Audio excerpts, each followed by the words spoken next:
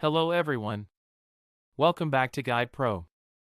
Sometimes your laptop or PC keyboard suddenly gets stuck and you are not able to type anything.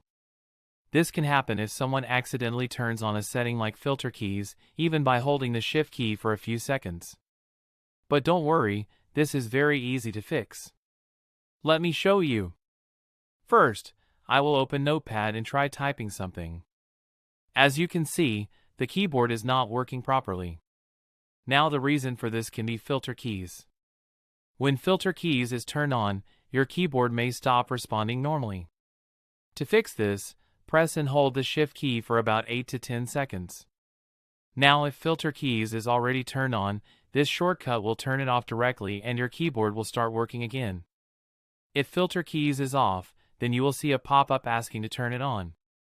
If you press yes, you will notice that your keyboard will stop working or feel frozen. So if your keyboard is not working, this setting might already be enabled. Now to fix it, press and hold the Shift key again for 8 to 10 seconds. This will turn off filter keys. Now go back and try typing again in Notepad. As you can see, the keyboard is working normally now. So this is how you can easily unlock your keyboard using the Shift key method. If this video helped you, make sure to like the video and subscribe to Guide Pro.